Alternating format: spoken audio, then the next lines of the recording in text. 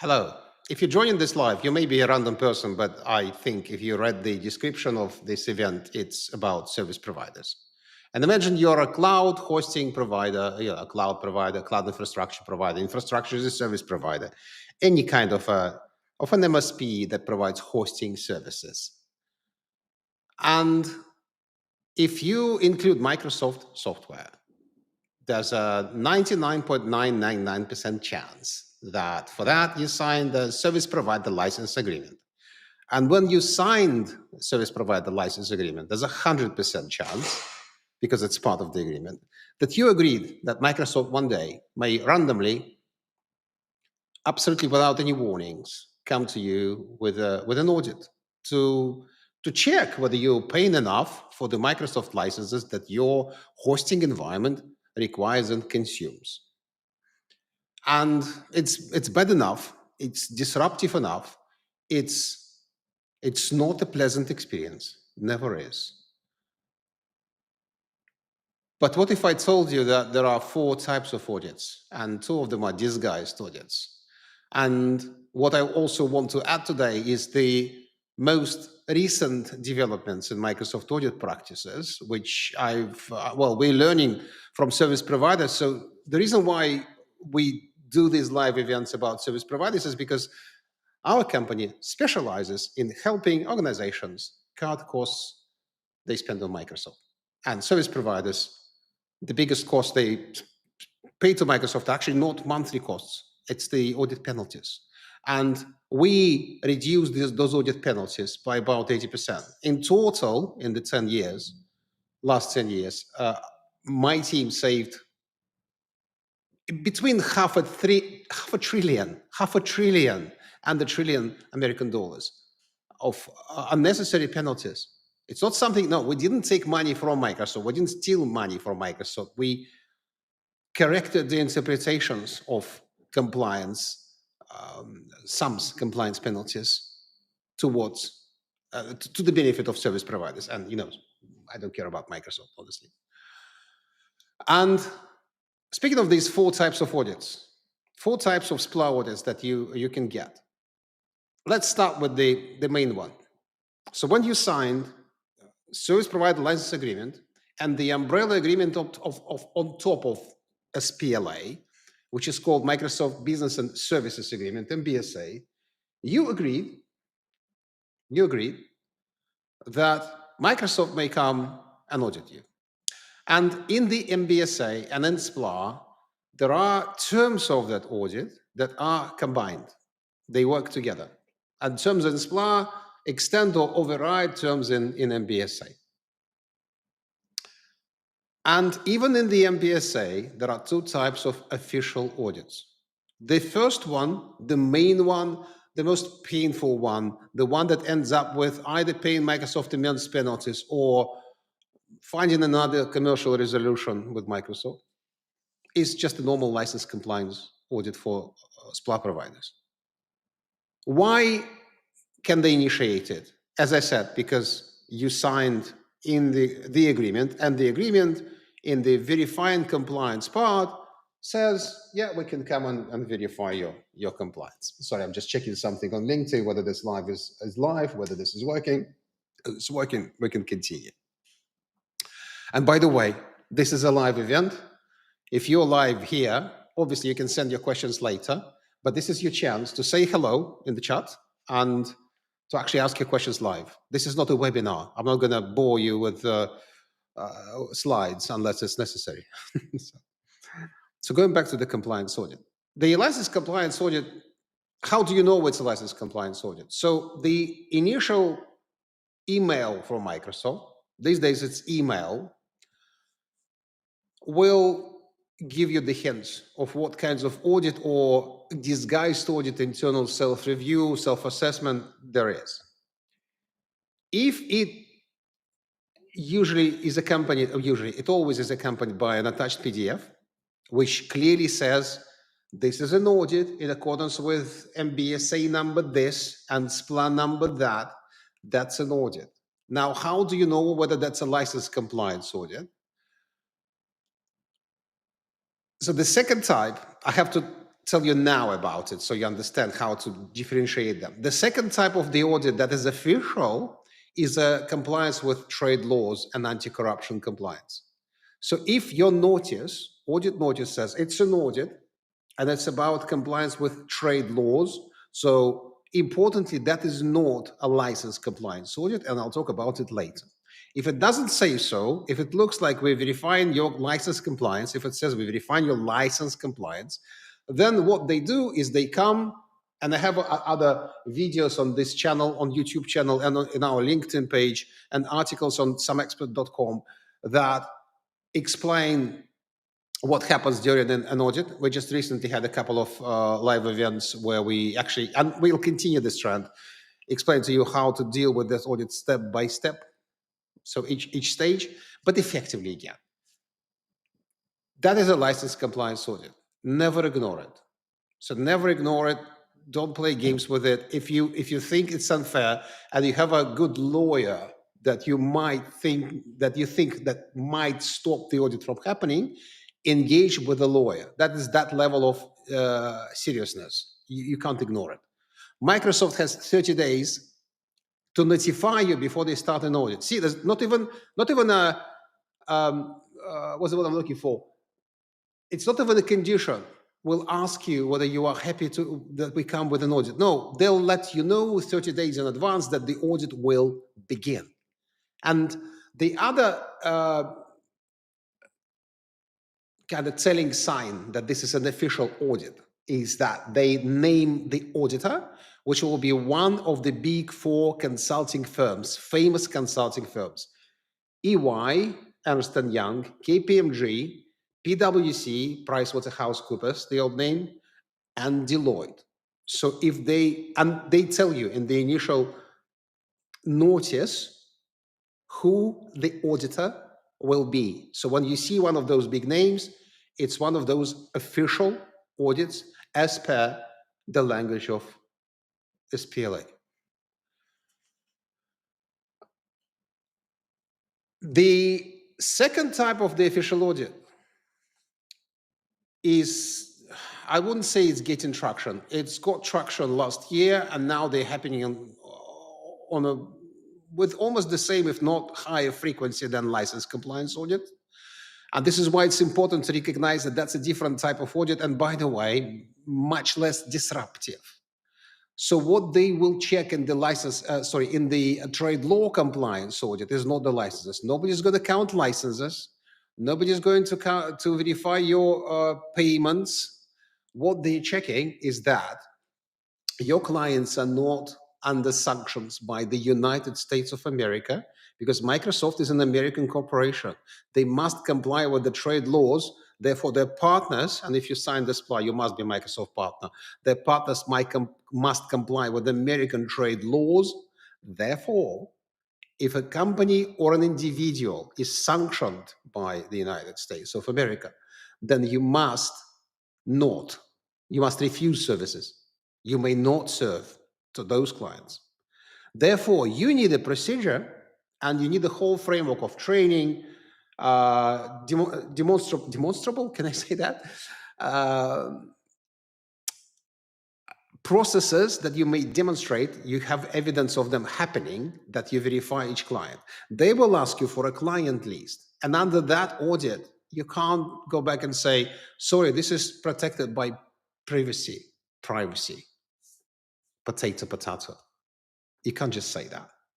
If you think, for example, you're in Germany, and Germany is very strict around confidentiality, check with your lawyers. I don't think you have a chance anyway to refuse that, because they have, as a part of their audit as well, their audit process, to verify all your clients, whether they are indeed not on the sanctioned list. And you have to have that process. So if you don't have it right now, I suggest you start doing this, because these audits are frequent.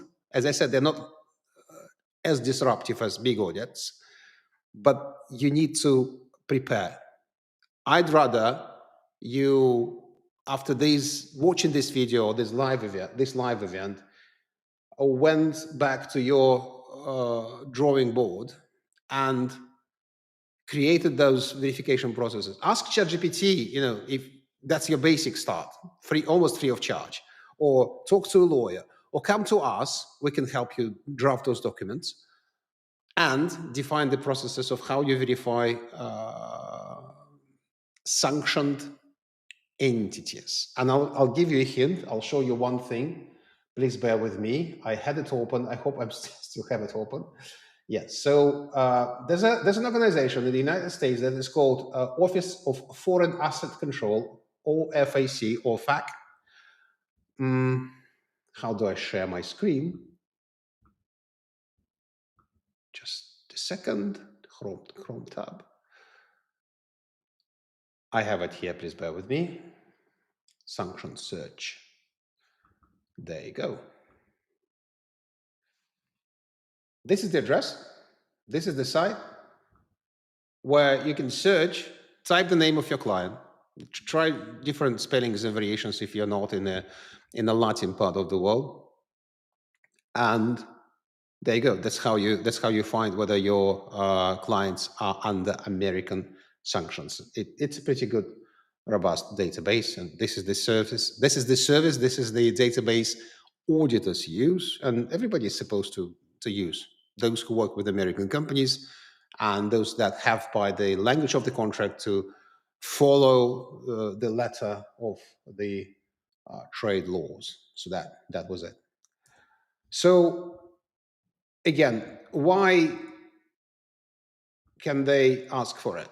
Because it's in the SPLA and in the MBSA. It's all defined there. Paragraph 4 of the Microsoft Business and Services Agreement, which accompanies SPLA, read it. It will give you an idea of what they can ask, but I almost told you almost everything that they will ask for. The other thing they will ask for, this is what I haven't told you yet, is anti-corruption training. So you have to have this. This is a very difficult subject. It's very difficult to audit whether you have it or not, but it's almost obvious whether you actually have anti-corruption measures in place, anti-corruption policies, anti-corruption training. If you are a heavily regulated company, you know what that is. You do other compliance checks. If you're a little provider, I would probably give it a 90% probability you've never even thought about this, or you've never read the paragraph 4. Go back to your desks after this, watching this video, find MBSA and read about what's required in regards to anti-corruption trainings. But effectively, you need to prove that you perform those trainings on a regular basis. The policies are written, there are written policies, and that's basically it. And strictly speaking, because it's a legal requirement, don't please just stop on writing papers and pretending you have those procedures. Actually do that. So 2 official types of audits. I promised you to tell you about four audits.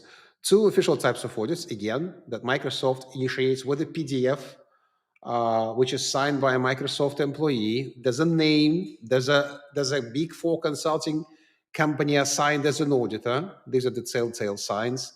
Never ignore them. So these 2 audits are license compliance and trade law compliance. They're never performed at the same time, but they may follow one after another. We've seen that last year twice. If you look at the number of projects we do during a year, that's about 20-ish. So 10% were followed by a different kind of audit. So there we go. There are, however, other types of verifications and reviews, and depending on your edition of MBSA and your edition of SPLA, it may tell you that Microsoft may also initiate self-audits, or it may not tell you that. If your edition of the agreement tells you that Microsoft may officially initiate self-verifications, then in that case, there's almost nothing you can do to refuse those. If your particular agreement doesn't mention self-verifications, then you have a tiny chance to say, we just don't want to do that. And always ask the question, what's going to happen if you refuse? If you're a tiny provider, I seriously doubt but it's my personal opinion. It's not an experience. I seriously doubt they will invest in a proper audit, because for them to initiate a proper audit, they need to set aside a budget of 50 to 100K. 50 to 100,000 American dollars, maybe less than that. 35,000, I think, was the lowest we've ever seen. And if they don't think they can recover that money from you, they're not going to bother. But if you're at risk, and how do you know whether you are in the risk area? If you report, say, 50,000 per year, you are at risk, because your risk is about 10 times that amount, from 3 to 10 times that amount. And that is, you're already in the target audience for an audit in that case. So careful with self-verifications. Again, if your agreement, check your agreement. First step, check your agreement. If your agreement says they may request you to self-verify, then you have to do it. That's your contractual obligation. If it doesn't say so, you may refuse. Now, in regards to self-verification, what it is, it's effectively, when it says self-verification, when it doesn't mention we refer you this Microsoft partner, which is not a part of the Big Four. So it just says it's just you. Please do verification. Here's a template of the letter that you need to send us at the end of that verification. Please, don't just send them a letter immediately saying we've checked everything and we are okay. Because if you're not okay, what may happen, and it happens often, when they receive that letter, they, with 99% certainty, know you're not 100% okay. But you already legally said them, we've checked ourselves, that's the template that they give you, and we are fine. We have no debts. We have no compliance issues. They respond to that with an email that has, as one of the sentences in the email, it says, we will use this report as a legal reference in any future audits. Now, by sending that letter, you removed benefit of the doubt. Ask your lawyer what that means. By sending that letter saying we're fine, just as a refusal, you know what, dear Microsoft, go away. We're fine, we're good. We verified ourselves. You can't then say in an audit, oh, we don't know. You can't tell them that these 3,000 users are authorized to access this server by mistake, because you've just told them you have conducted a verification. So when you agree to a self-verification, or you're contractually obliged to do a self-verification, in this case, you absolutely should conduct an internal review. How do you conduct an internal review if you don't want to pay for it? We have articles on our website that walk you through the audit. Effectively, you just audit yourselves, just go through the same steps.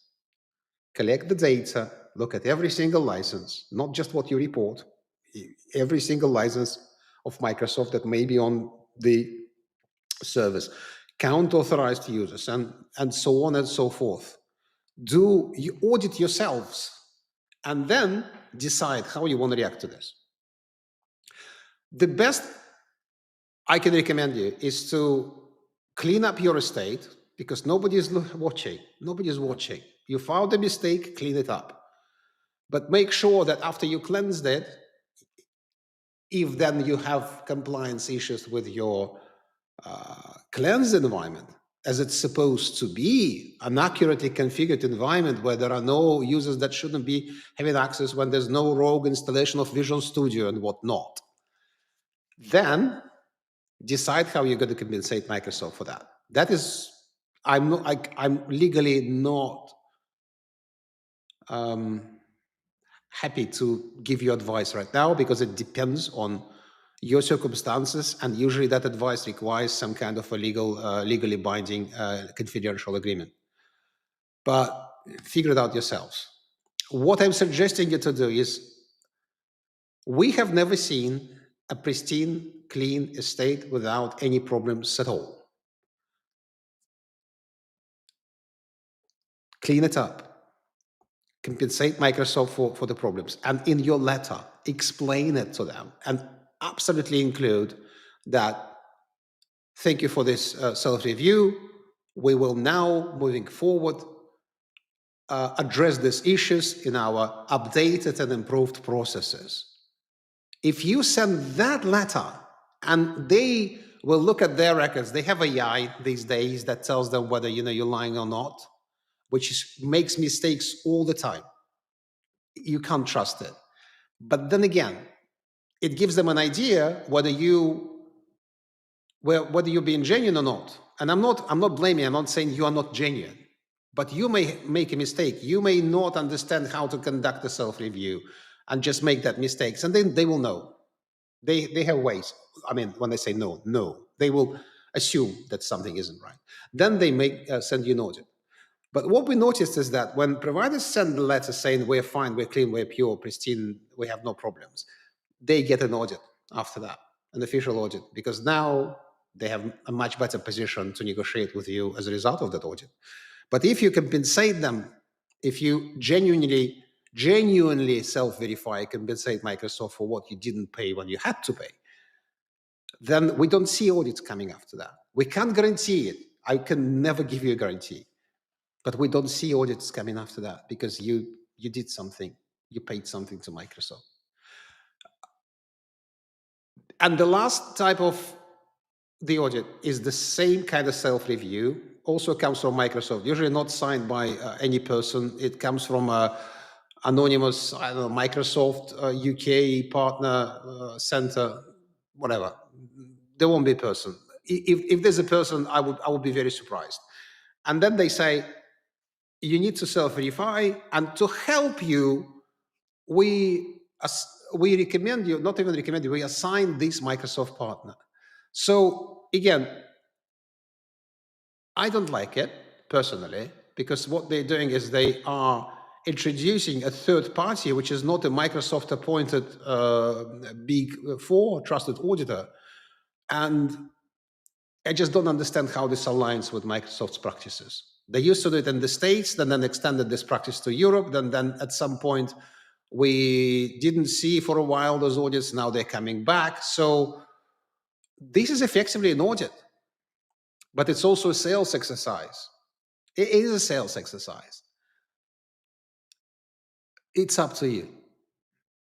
Depending on your relationship with Microsoft, depending on your worries, there's no one overarching universal recommendation here with that type of self-review. If I were a provider like this, I would refuse it. So this is what I would do. This is exactly what I would do. And I'm not saying this is exactly what you need to do. But I would refuse it and say, I understand that I agreed to self-verification when I signed SPLA. Can I please do it myself without using a partner? I don't want to involve another party and disclose to them all my internal processes and my clients, my payments. I just don't want to share it with the Microsoft partner. I don't know them. So can we keep it between us, between you and my dear Microsoft and us?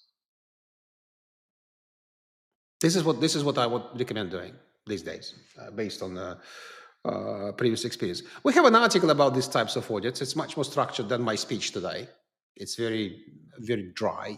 It's on our website, SAMexpert.com. There's a QR code that should take you to our site.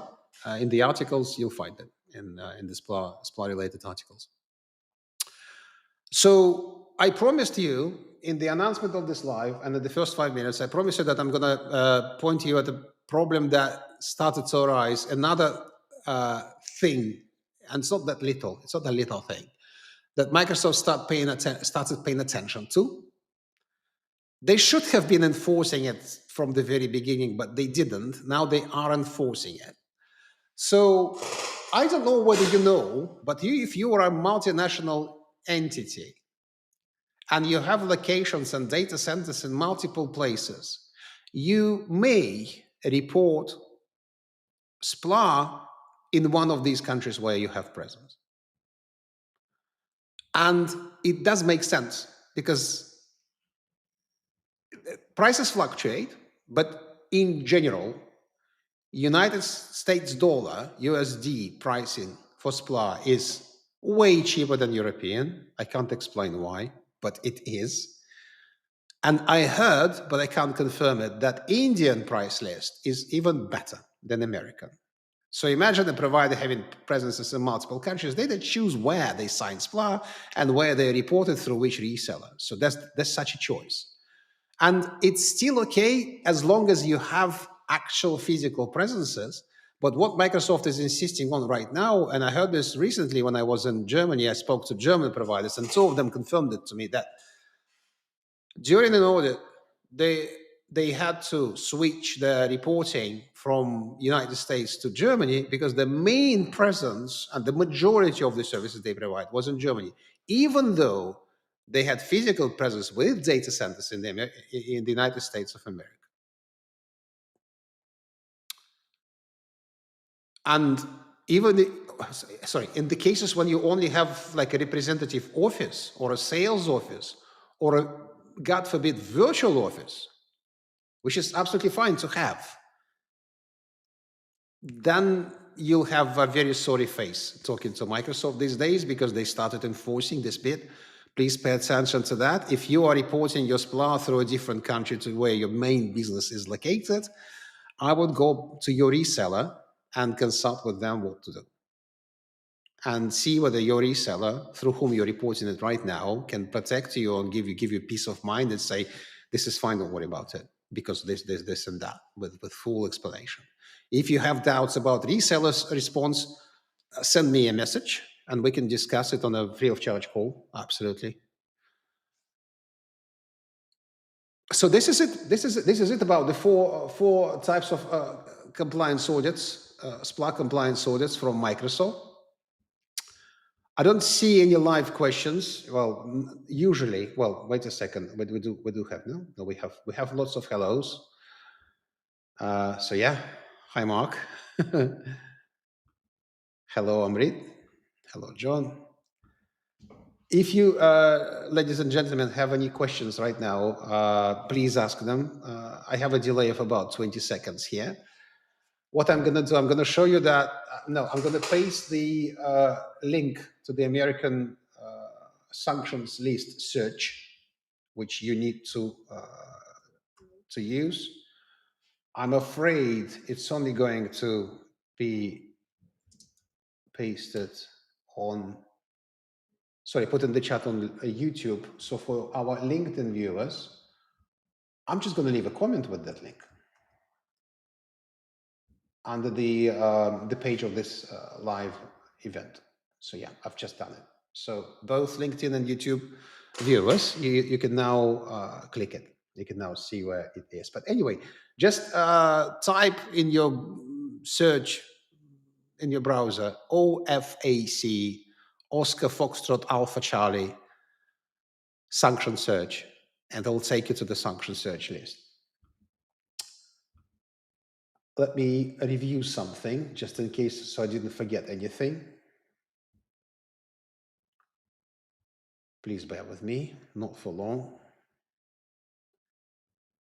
Yeah, this is, by the way, just a sec. This is, by the way, the article that we wrote almost 2 years ago, I think.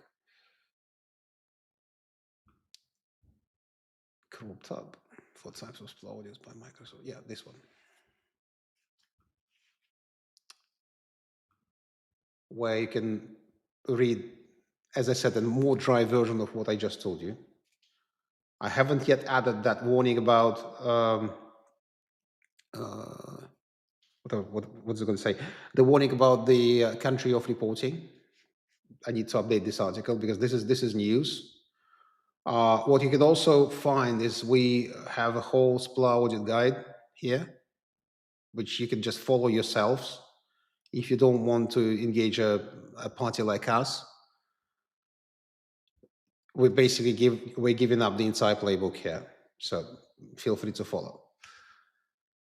And on that note, I think we can cut this live short. Excuse my English today. And all the best in your business. Try to stay compliant. Do not what's the word I'm looking for? Don't ignore the terms and conditions that you signed for, especially around trade law compliance and non-corruption compliance. Just one of our providers we know, not a client, just had their SPLA agreement revoked because they were found that they were involved in some. It wasn't even them. Their partner was involved in a very dodgy agreement with the local government of one Eastern European country. So unfortunately, it resulted in Microsoft, because Microsoft doesn't want to have partners like that, because they legally are responsible to the government of the United States. So they had to terminate the SPLA agreement. Imagine if it's a major part of your business, you just basically lost a major part of your business when that happens. So don't let it happen. This is the advice. And if you want to know more, message me. Send me or my team your questions, and we'll take care of you. Good luck in your business and have a great rest of the week.